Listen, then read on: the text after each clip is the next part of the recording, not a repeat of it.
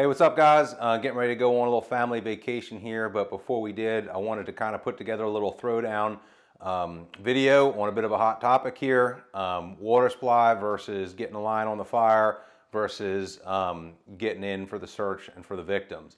So getting geared up for our engine company, aggressive engine company webinar next week's got me thinking a lot about engine work. And this is just, this is just always a super hot button topic in the fire service, especially within the past couple years. This issue here has gone from being just debated to basically involving almost open hostility between two factions, right? On one faction, hey, we need to lay a line, we need to establish a water supply on a reported structure fire right away. And on the other side, forget the hydrant, tank water all day long, them, go for the victims. And what's gotten probably the most concerning about some of this is instead of it just being like a debate like smooth bore versus fog or some of those kind of things, as I said, this has kind of become hostile. And we've had times where one side is telling the other side that if you don't do it my way, you're going to kill people, and vice versa. And admittedly, especially in my younger years, I've been a little more stronger opinionated than maybe I should have been at times. And, I'm trying to open my mind a little bit more. But I think that just as a commentary on the fire service in general, whenever we get to the point that we can't have just open discussions and at least entertain other people's opinions or way of operating, we're headed towards a dangerous path because we're really getting into tunnel vision, we're really putting our blinders on, and we're losing the ability to see opportunities to improve our service and to improve our safety for each other, and probably most important, improve our service to the citizens. So as it pertains to this, I want to give a couple thoughts on this. So when we talk about this issue of water supply, attack lines, and rescues, I guess the first question to ask ourselves is this really an either or thing, right? Is this we have to choose one or the other, or can we have ways of operating that satisfy all of these things? Now, there are many different kinds of fire departments out there, and if those of you watching this video have only operated in your fire department for 10, 15, 20, or 40 years, then you may not realize how different things can be across the country. But having traveled around teaching and having worked for a variety of different kinds of fire departments, I've seen some of the different ways, and some of the things that I've seen have got me to change my ways, and some of the things I've seen have blown my mind because I can't believe they're happening. But in some fire departments, this is almost an either or thing, right? They have one company. That's all they're going to get for the first 10 or 15 minutes, and it might be as little as 3 or 4 firefighters. They may or may not be in a hydranted area, meaning they may have fire hydrants, or they may be in a rural water area, but they've really got to make one good set of decisions because they're all they've got. And so in that situation where you can only do one thing, you only have the widgets and the manpower to do one thing, then obviously our overall objective is to save the citizen. And if we save the citizen and the house burns down in the background, then we've done our job, right? Now there are a lot of rabbit holes that we could go down with that. Obviously I can't not say that fire attack supports victim rescue and that water supply supports fire attack. You have to have water to put fire out, and sometimes in order to get the victim out, you have to put the fire out while you're doing it or before you can do it, especially if you don't know where that victim is located. Now that's a pretty deep rabbit hole, and we talk about that in a bunch of the other programs and everything, but it's worth mentioning. Now another thing that I kind of want to talk about is dedicated ladder companies.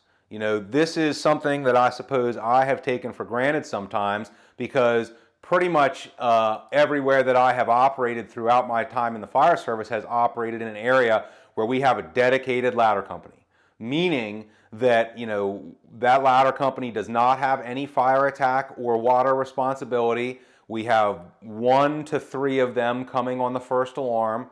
They get there pretty quickly, and without going into detail, their primary job is to make entry, search, and remove victims.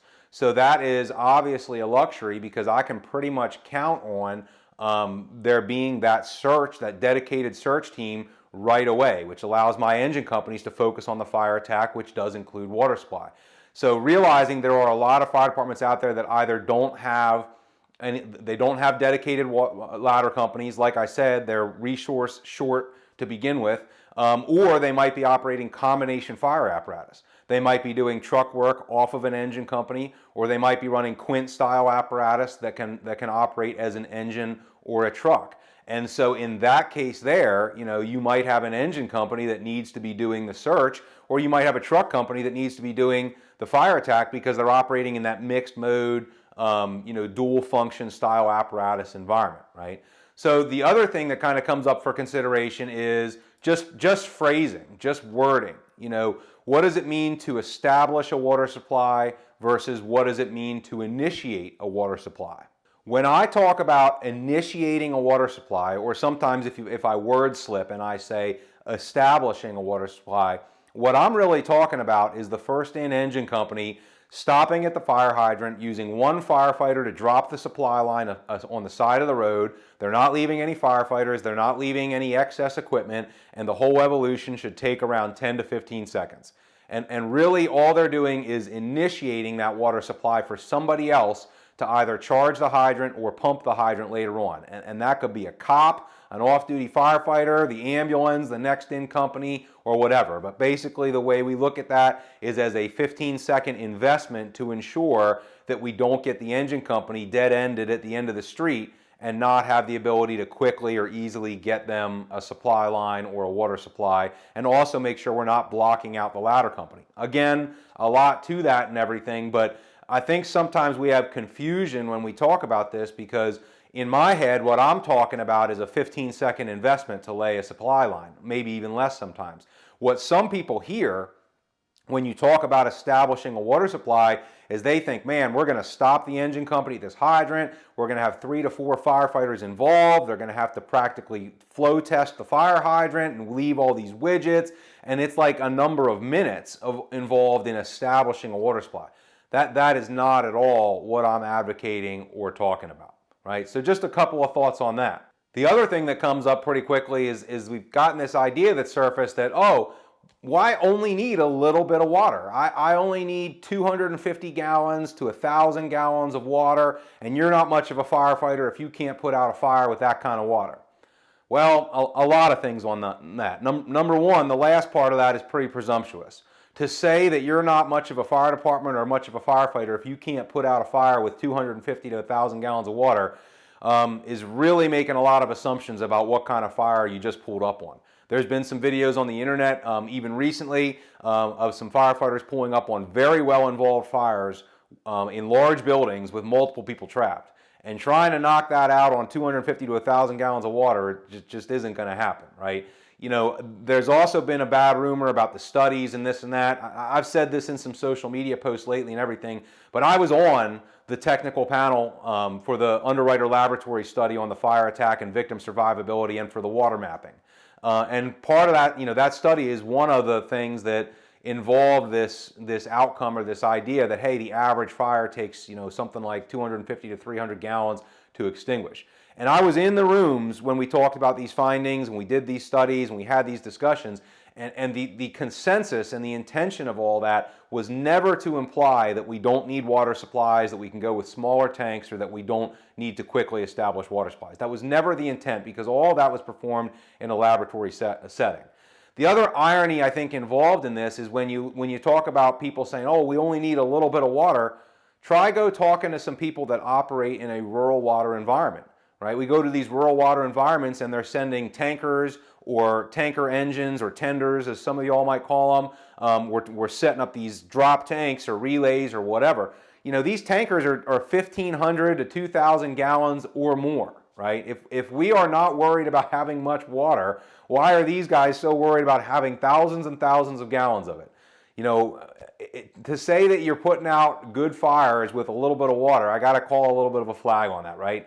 Have I been to fires where we put out a half a room or some cabinets or a room, maybe even a small room and contents with tank water? Yeah, okay, but any good fire that I've ever been on probably exceeded what we're talking about in terms of tank water gallonage, right?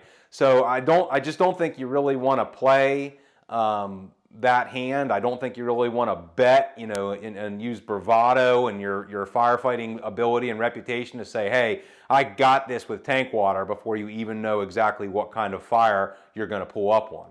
A lot of us have seen this scene or some version of it. You know, when you got, you know, all the neighbors with no shirts on and flip-flops dragging hose backward down the street, you know, maybe that tells me, hey, maybe we should have laid out. Maybe we should have established a water supply, right? And many of you have seen that kind of version of things fold out on a scene. Now, I want to be really clear. I want to be really clear on a couple of things. What I am not saying, things that I am not saying, I'm not saying don't fight fire off of tank water. You know, my fire department, pretty much every fire department I've ever operated with, fights fire off of tank water initially at every single fire, right? We might drop a supply line at the hydrant on the way to the front of the building, that 10 or 15 second investment, but then immediately we're charging the attack lines off of the tank, and we're fighting fire with it. The next engine that comes to the hydrant, by the way, is also taking that line that we laid down the street, putting it into their discharge, and sending their tank water to the first engine. So really, we're operating off of the first two water tanks. Then what happens next, though, is that engine that is sitting at the hydrant then connects to the hydrant and now has a continuous water supply that they are feeding to that first engine. So really, we're definitely operating off of the first 1 to 2 water tanks while that hydrant is established, right? I'm also definitely not saying don't enter until the hydrant is charged, right? Now, again, there's a lot of size up, there's a lot of situation that goes into having that discussion.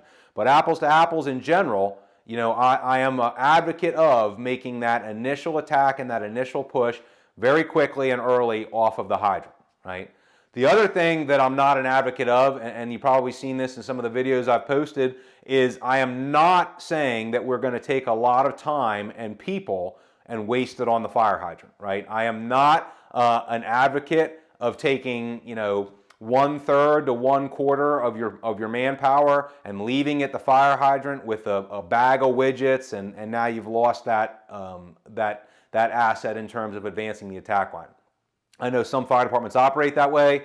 Some companies or later arriving engine companies operate that way, but in general, that's not what I'm talking about, right? And I'm certainly not saying to delay civilian searches or fire attack for water supply, right? You know, again, the environment that I operate in, and I've operated in this in at least 3 or 4 different states and different styles of areas, and seen great success everywhere I've seen it deployed, is the first in engine, you know, laying that dry supply line quickly, getting a line stretched quickly and on the fire, and that in total is a minute or 90-second style of operation. First in truck company, rapidly positioning, forcing entry for the engine, and getting the searches under the way. And then, you know, the second or so engine hooking up to that hydrant, sending their tank water, and then completing the connections to the hydrant to send continuous water. So kind of a lot of what I'm talking about regarding the initial actions of the engine company can be pretty well illustrated in this video here from my friends in Claymont, Delaware. Let's take a quick look.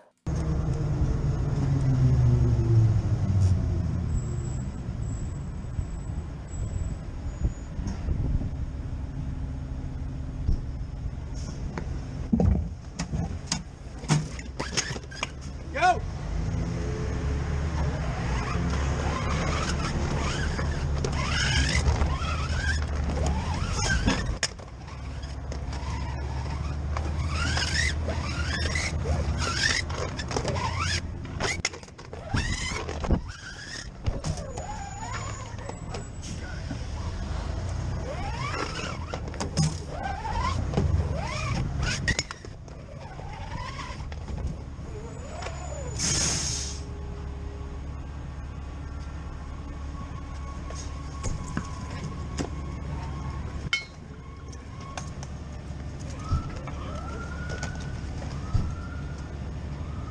Establishment of a water supply, or initiation of a water supply, depending on what you want to call it, and advancement of the first attack line. Now that video, Instagram friendly, was 59 seconds long, right?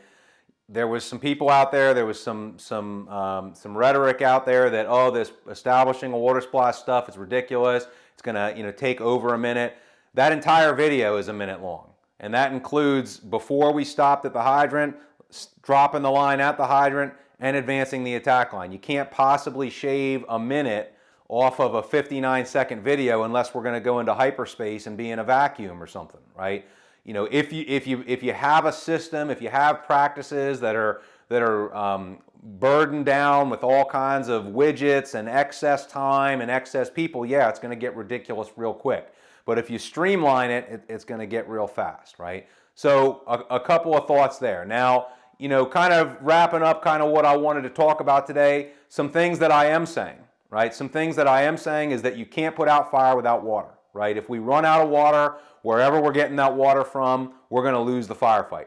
I would strongly not advocate that you count just on the water tank. Are we using the water tank? Yeah, absolutely. Like I said earlier, we're using it right away. Now, another thing that I've seen that's a little bit crazy is, you know, I've seen some departments or individuals out there that are so committed to this idea of you know, stringing engine companies together to get their tank water that you know, I've seen these pictures or videos of 4 or 5 engine companies strung together to get their tank water when there was probably a fire hydrant 300-400 feet away. And I'm just asking, you know, what's faster? Stringing all those companies together, or, you know, dropping the line and getting the hydrant? You know, I hope you're kind of picking up on what I'm saying there. But if the workflow is an attack engine fighting fire, another engine with tank water and hose in between, that's exactly what I'm doing. That's exactly what I'm advocating. Just that second engine is also sitting right next to a fire hydrant that gives them continuous water, right?